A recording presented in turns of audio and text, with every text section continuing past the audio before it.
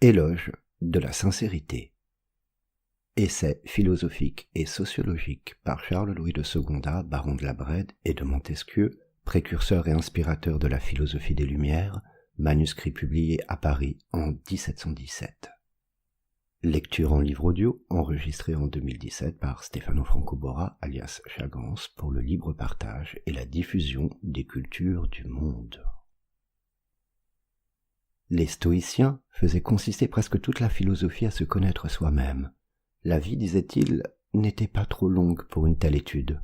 Ce précepte avait passé des écoles sur les frontispices des temples. Mais il n'était pas bien difficile de voir que ceux qui conseillaient à leurs disciples de travailler à se connaître ne se connaissaient pas. Les moyens qu'ils donnaient pour y parvenir rendaient le précepte inutile. Ils voulaient qu'on s'examinât sans cesse, comme si on pouvait se connaître en s'examinant. Les hommes se regardent de trop près pour se voir tels qu'ils sont, comme ils n'aperçoivent leurs vertus et leurs vices, qu'au travers de l'amour-propre, qui embellit tout, ils sont toujours d'eux-mêmes des témoins infidèles et des juges corrompus. Ainsi, ceux-là étaient bien plus sages qui, connaissant combien les hommes sont naturellement éloignés de la vérité, faisaient consister toute la sagesse à la leur dire. Belle philosophie qui ne se bornait point à des connaissances spéculatives, mais à l'exercice de la sincérité. Plus belle encore, si quelque esprit faux, qui la poussèrent trop loin, n'avait pas outré la raison même, et par un raffinement de liberté, n'avait choqué toutes les bienséances. Dans le dessein que j'ai entrepris, je ne puis m'empêcher de faire une espèce de retour sur moi-même. Je sens une satisfaction secrète d'être obligé de faire l'éloge d'une vertu que je chéris, de trouver dans mon propre cœur de quoi suppléer à l'insuffisance de mon esprit, d'être le peintre, après avoir travaillé toute ma vie à être le portrait, et de parler enfin d'une vertu qui fait l'honnête homme dans la vie privée et le héros dans le commerce des grands. Première partie, de la sincérité par rapport à la vie privée.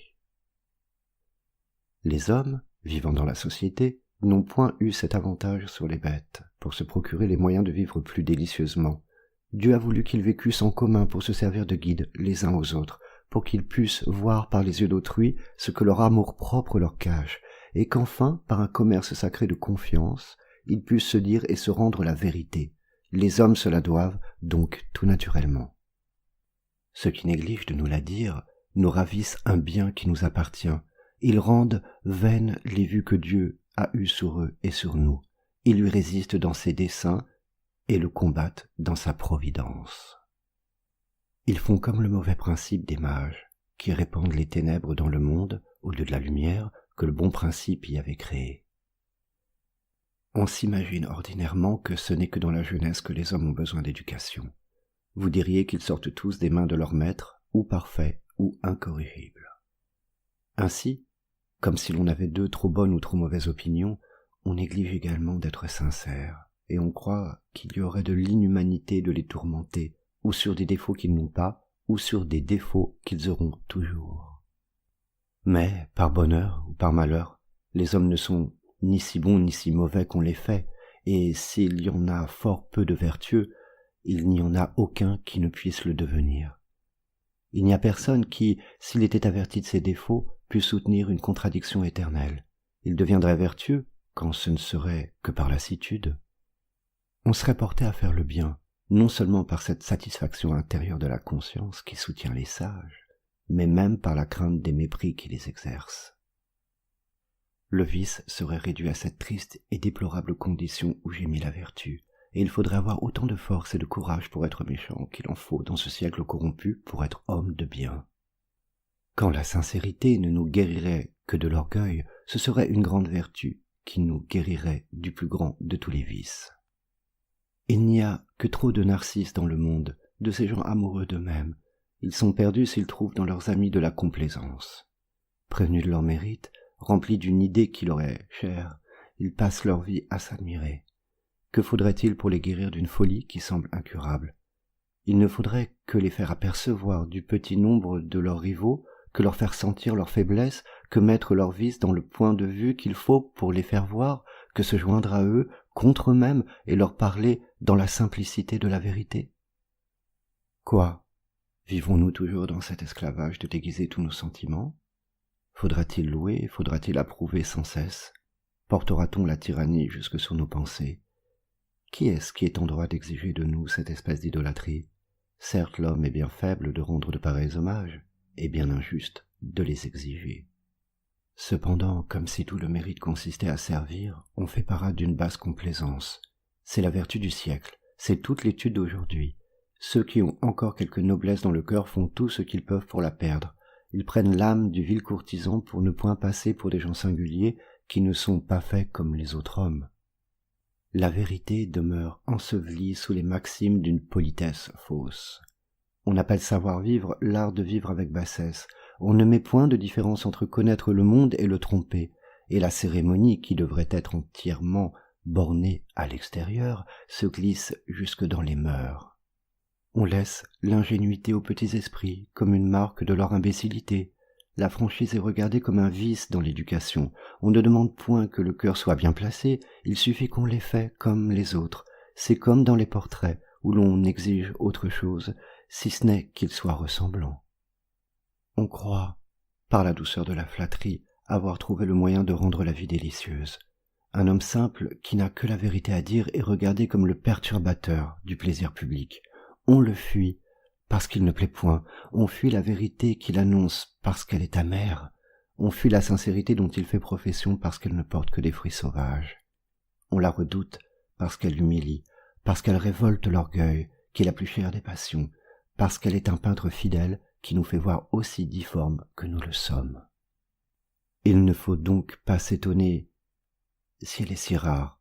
Elle est chassée, elle est proscrite partout. Chose merveilleuse, elle trouve à peine un asile dans le sein de l'amitié. Toujours séduits par la même erreur, nous ne prenons des amis que pour avoir des gens particulièrement destinés à nous plaire. Notre estime finit avec leur complaisance. Le terme de l'amitié est le terme des agréments. Et quels sont ces agréments? Qu'est-ce qui nous plaît davantage dans nos amis? Ce sont les louanges continuelles, que nous levons sur eux comme des tributs? D'où vient qu'il n'y a plus de véritable amitié parmi les hommes, que ce nom n'est plus qu'un piège qu'ils emploient avec bassesse pour se séduire? C'est, dit un poète, parce qu'il n'y a plus de sincérité. En effet, ôter la sincérité de l'amitié, c'est en faire une vertu de théâtre, c'est défigurer cette reine des cœurs, c'est rendre chimérique l'union des âmes, c'est mettre l'artifice dans ce qu'il y a de plus sain et la gêne dans ce qu'il y a de plus libre. Une telle amitié, encore un coup, n'en a que le nom, et Diogène avait raison de la comparer à ces inscriptions que l'on met sur les tombeaux, qui ne sont que de vains signes de ce qui n'est point. Les anciens, qui nous ont laissé des éloges si magnifiques de Caton, nous l'ont dépeint comme s'il avait eu le cœur de la sincérité même. Cette liberté qu'il chérissait tant ne paraissait jamais mieux que dans ses paroles. Il semblait qu'il ne pouvait donner son amitié qu'avec sa vertu. C'était plutôt un lien de probité que d'affection, et il reprenait ses amis, et parce qu'ils étaient ses amis, et parce qu'ils étaient hommes. C'est sans doute un ami sincère que la fable nous cache dans ses ombres, lorsqu'elle nous représente une divinité favorable, la sagesse elle-même, qui prend soin de conduire Ulysse, le tourne à la vertu, le dérobe à 1000 dangers, et le fait jouir du ciel, même dans sa colère. Si nous connaissions bien le prix d'un véritable ami, nous passerions notre vie à le chercher. Ce serait le plus grand des biens que nous demanderions au ciel, et quand il aurait rempli nos vœux, nous nous croirions aussi heureux que s'il nous avait créés avec plusieurs âmes pour veiller sur notre faible et misérable machine.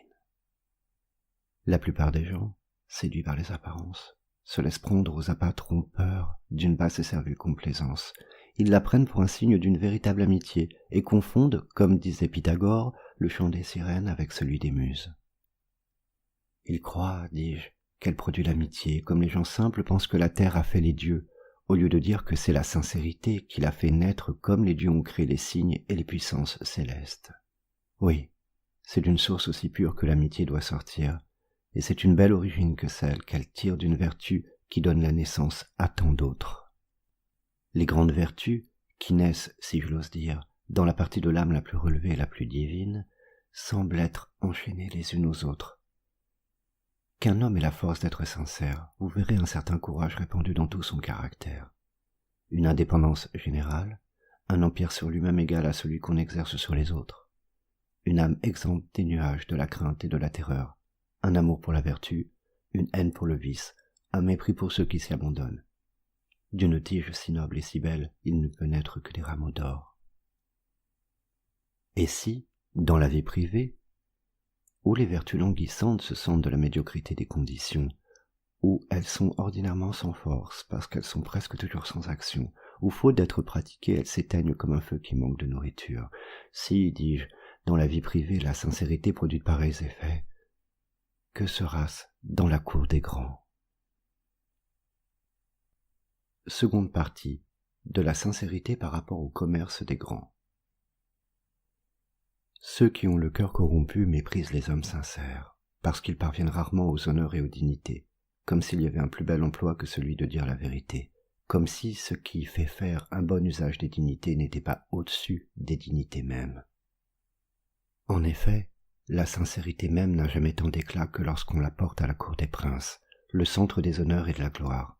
On peut dire que c'est la couronne d'Ariane qui est placée dans le ciel. C'est là que cette vertu brille des noms de magnanimité, de fermeté et de courage. Et comme les plantes ont plus de force lorsqu'elles croissent dans les terres fertiles, aussi la sincérité est plus admirable auprès des grands, où la majesté même du prince, qui ternit tout ce qui l'environne, lui donne un nouvel éclat. Un homme sincère à la cour d'un prince est un homme libre parmi des esclaves. Quoiqu'il respecte le souverain, la vérité dans sa bouche est toujours souveraine, et tandis qu'une foule de courtisans est le jouet des vents qui règnent et des tempêtes qui grondent autour du trône, il est ferme et inébranlable, parce qu'il s'appuie sur la vérité, qui est immortelle par sa nature et incorruptible par son essence.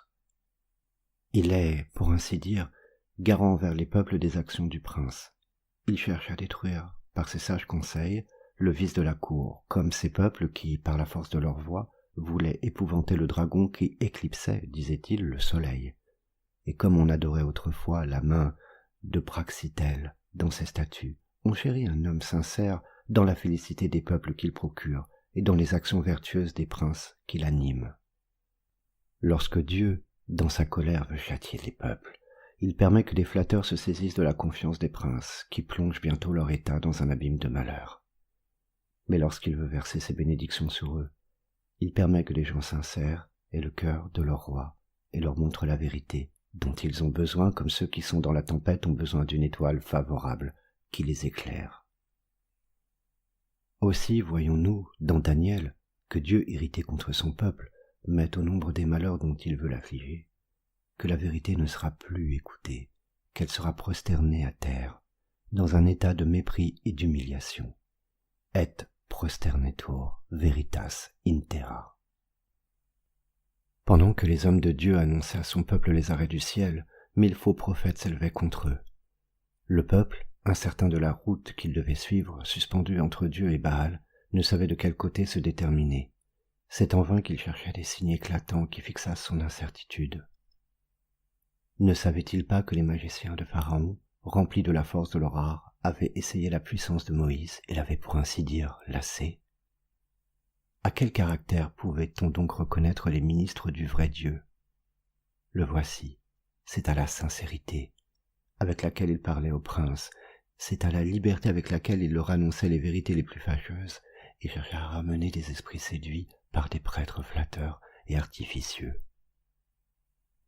Les historiens de la Chine attribuent la longue durée et, si je l'ose dire, l'immortalité de cet empire au droit qu'ont tous ceux qui approchent du prince, et surtout un principal officier nommé Kotao, de l'avertir de ce qu'il peut y avoir d'irrégulier dans sa conduite. L'empereur Qiu, qu'on peut justement nommer le Néron de la Chine, fit arracher en un jour à une colonne d'or enflammée 22 mandarins qui s'étaient succédés les uns aux autres à ce dangereux emploi de Kotao. Le tyran, fatigué de se voir toujours reprocher de nouveaux crimes, céda à des gens qui renaissaient sans cesse. Il fut étonné de la fermeté de ces âmes généreuses et de l'impuissance des supplices, et la cruauté eut enfin des bornes parce que la vertu n'en eut point. Dans une épreuve si forte et si périlleuse, on ne balança pas un moment entre se taire et mourir. Les lois trouvèrent toujours des bouches qui parlèrent pour elles. La vertu ne fut point ébranlée, la vérité trahie, la constance lassée. Le ciel fit plus de prodiges que la terre ne fit de crimes, et le tyran fut enfin livré au remords. Voulez-vous voir d'un autre côté un détestable effet d'une lâche et basse complaisance? Comme elle empoisonne le cœur des princes, et ne leur laisse plus distinguer les vertus d'avec les vices? Vous le trouverez dans Lampridius, qui dit que Commode, ayant désigné consul l'adultère de sa mère, reçut le titre de pieux et qu'après avoir fait mourir Pérénice, il fut surnommé heureux. Cum adulterum matris consulem designaset. Commodus vocatus est pius, cum ossidisset perennem vocatus et felire. Quoi? Ne se trouvera-t-il personne qui renverse ces titres fastueux, qui apprenne à cet empereur qu'il est un monstre, et rende à la vertu des titres usurpés par le vice? Non. À la honte des hommes de ce siècle, personne ne parla pour la vérité. On laissa jouir cet empereur de ce bonheur et de cette piété criminelle.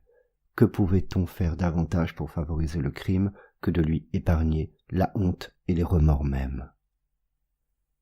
Les richesses et les dignités, disait Platon, n'engendrent rien de plus corrompu que la flatterie.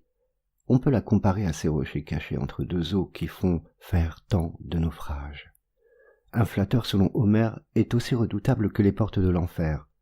C'est la flatterie, est-il dit dans Euripide, qui détruit les villes les mieux peuplées et fait tant de déserts. Heureux le prince qui vit parmi des gens sincères qui s'intéressent à sa réputation et à sa vertu, mais que celui qui vit parmi des flatteurs est malheureux de passer ainsi sa vie au milieu de ses ennemis. Oui, au milieu de ses ennemis. Et nous devons regarder comme tels tous ceux qui ne nous parlent point à cœur ouvert, qui, comme ce Janus de la fable, se montrent toujours à nous avec deux visages, qui nous font vivre dans une nuit éternelle et nous couvrent d'un nuage épais pour nous empêcher de voir la vérité qui se présente. Détestons la flatterie. Que la sincérité règne à sa place. Faisons-la descendre du ciel. Si elle a quitté la terre, elle sera notre vertu tutélaire. Elle ramènera l'âge d'or et le siècle de l'innocence, tandis que le mensonge et l'artifice rentreront dans la boîte funeste de Pandore. La terre, plus riante, sera un séjour de félicité.